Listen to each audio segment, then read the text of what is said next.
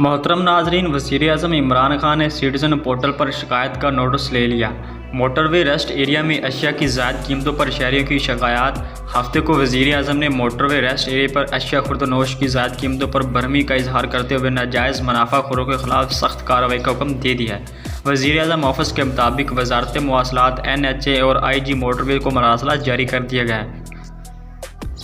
टीमें motorway rest area पर दिन और रात बाकायदगी से छापे मारेंगी। टीमें ज़िली इंतज़ामिया से ज़रूरत पड़ने पर मदद किसी वक्त ले सकती है।